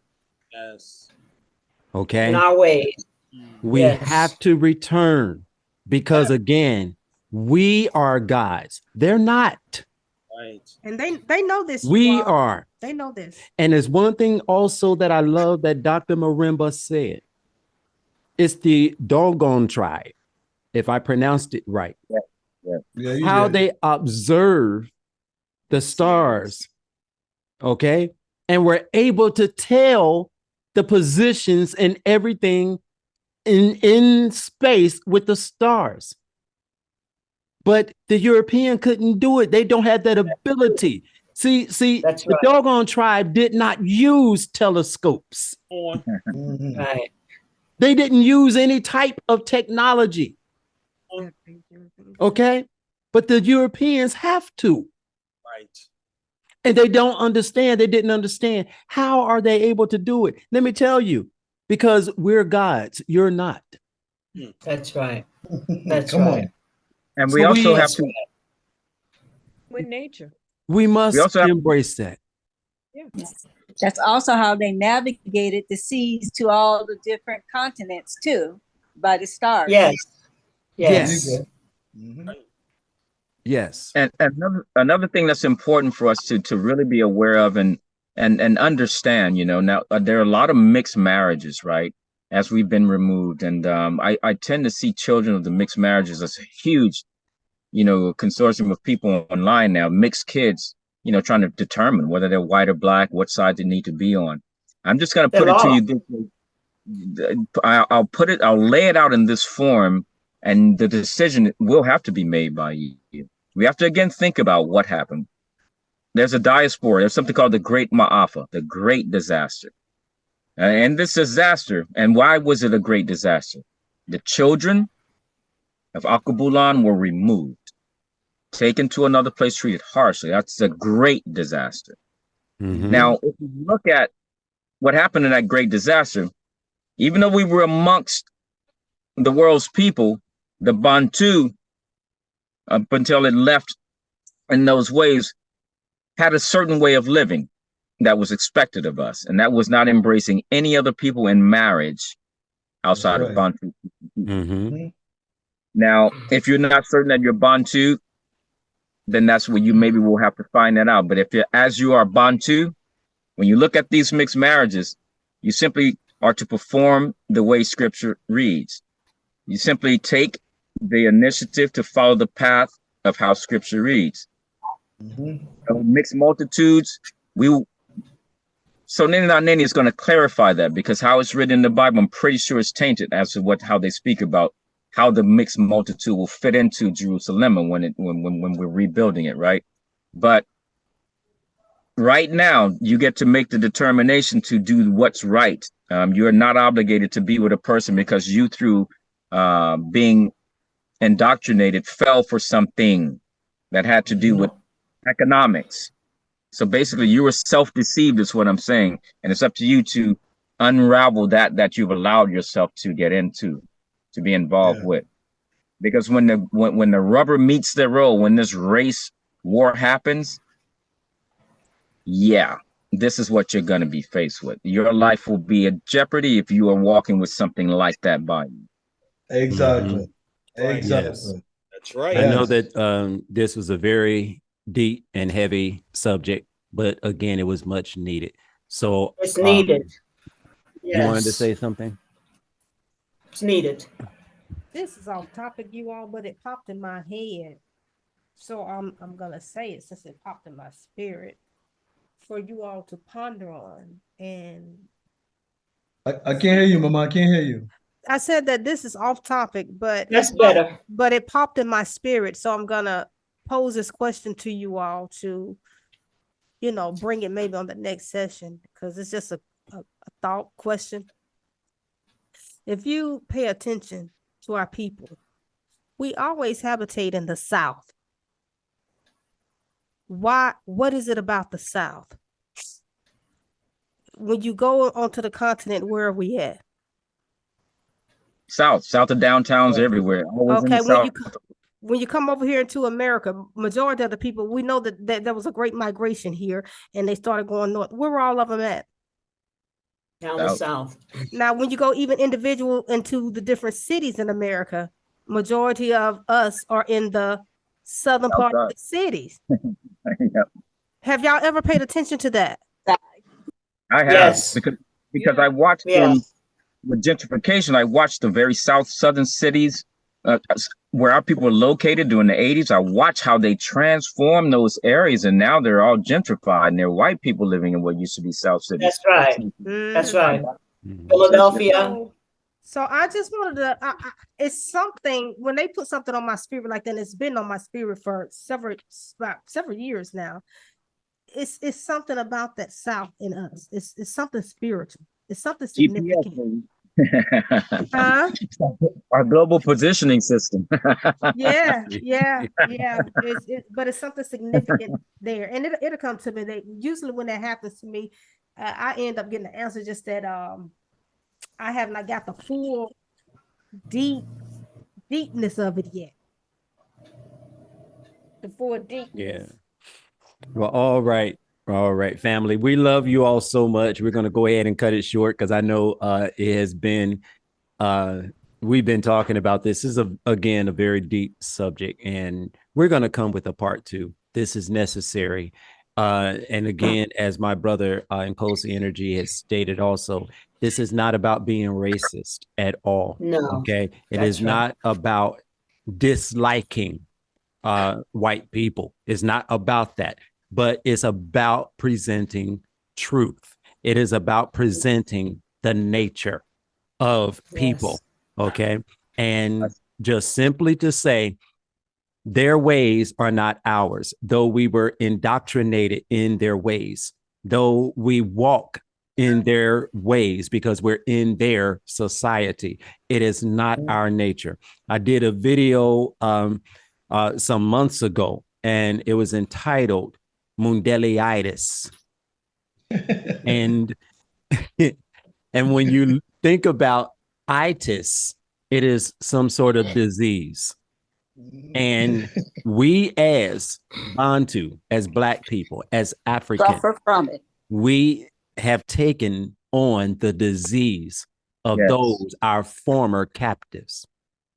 And the medicine, the remedy is returning to the Most High Tata Nzambi, Mama Ndombe, and setting up our altars to reconnect with our elevated Bakulu of the light and dropping the ways of what we've been indoctrinated with.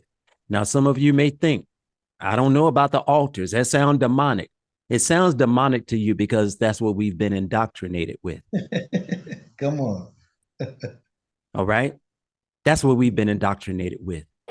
But when you return to our culture, you will understand that's who we are. That's what we do. So let us return, as the church says, to the old landmark. Hello.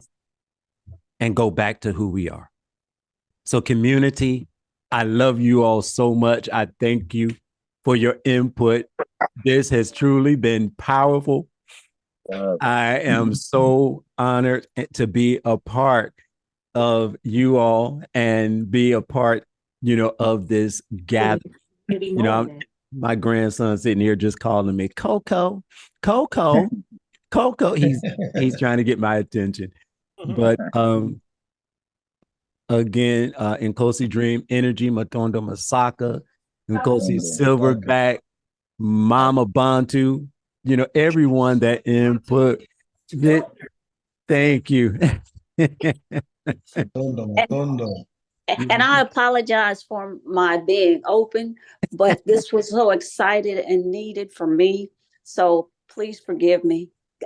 It was a most invigorating conversation. It's okay. You don't need to apologize, Queen Sister. You don't need to apologize.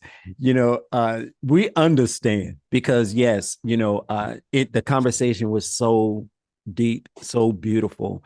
You know, whoever's around, you're going to say something about what was said. Yes. Couldn't help it. Couldn't help it. Can I end with the scripture, Jeremiah 6:16?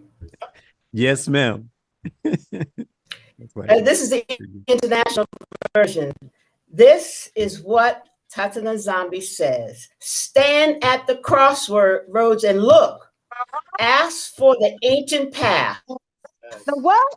Ask where the good way is and walk in it. It's for the what? The The ancient way. The New Testament. I'll read it again. This is what Tata Nzambi says. Stand in the crossroads and look. Ask for the ancient path. Ask where the good way is and walk in it. And that's Jeremiah 6:16. 6:16. And one passage said, "Ask your fathers," and when you research it, it says it's translated as your ancestors. Ancestors. Yes. Yes. So yeah. I'll tell you something about the crossroads after you finish. All right. See, this is why y'all gotta connect, you know, because the stuff after the recording is juicy. So okay. Family, love you all, and join us on the premiere. Well, you are on the premiere, right? So we love you. We thank you. You all be increased, and we will reconvene next Samba. Yes. All right. See you, Amy.